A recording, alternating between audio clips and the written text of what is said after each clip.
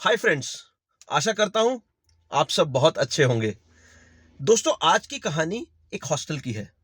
Hostel जहां पे बहुत सारे स्टूडेंट्स रहते थे और स्टूडेंट्स को मैनेजमेंट से एक छोटी सी परेशानी थी कि हॉस्टल में जो नाश्ता उन्हें मिलता था, उस नाश्ते में बहुत सारे ऑप्शंस उनको नहीं मिलते थे।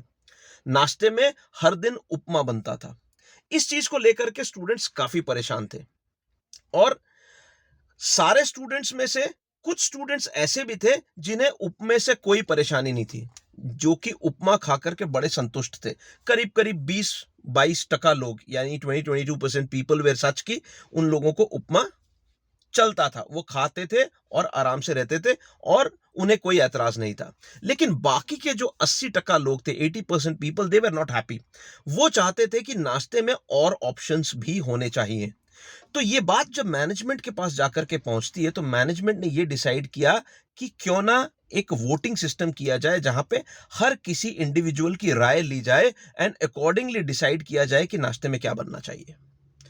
और हुआ भी ऐसे ही। और एक दिन चुनाव का दिन डिसाइड किया गया। सारे बच्चे आते हैं और अपनी अपनी चॉइस को वोटिंग बॉक्स के अंदर डाल देते हैं।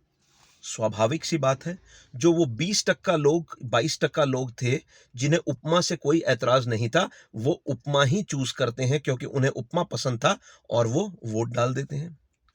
कुछ 15% ऐसे लोग थे जिन्हें छोले भटूरे खाने थे, उन्होंने छोले भटूरे लिखा। कुछ 18% लोग ऐसे थे जिन्हें इडली खानी थी, उन्होंने इडली लिखा। कुछ 15 से 16% लोग ऐसे थे जिन्हें पराठा खाना था, पराठा सब्जी खाना था, उन्होंने वो लिखा। कुछ 8-9% लोग ऐसे भी थे जिन्हें ब्रेड ऑमलेट चाहिए था, उन्होंने वो लिखा। और ऐसे करते हुए वैरायटी ऑफ चॉइसेस इकट्ठी हुई। जब इस इलेक्शन का, यानी कि इन वोटिंग का जब निष्कर्ष निकाला गया, तो देखा यही गया कि 20% लोगों ने उपमा पसंद किया है, 18% लोगों ने छोले भटूरे पसंद किए हैं, 16% लोगों ने इडली, एंड कुछ 8 या 9% लोगों ने bread omelette, and so on and so fourth. And ultimately decision यही लिया जाता है कि उपमा ही बनेगा। और उस हॉस्टल में उसके बाद से उपमा ही बनने लगा। सो दोस्तों, आज की परिस्थिति भी कुछ ऐसी ही है, कुछ इसी हॉस्टल की तरह ही है। जब तक ये 80% लोग एकजुट नहीं हो जाते, तब तक ये 20% लोग उस हॉस्टल पे राज ही करेंगे।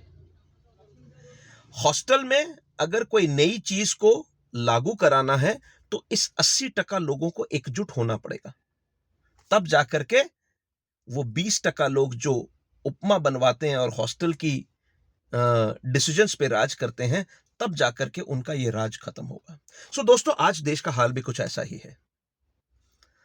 जब तक हम 80% लोग एकजुट नहीं हो जाते, तब तक कुछ चुनिंदा 20% लोग हम पे राज करते रहेंगे और अपनी मनमर्जी चलाते रहेंगे।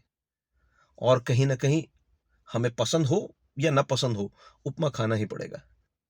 सो आशा करता हूं वीडियो अच्छी लगी होगी। अगर अच्छी लगी है तो शेयर कीजिए।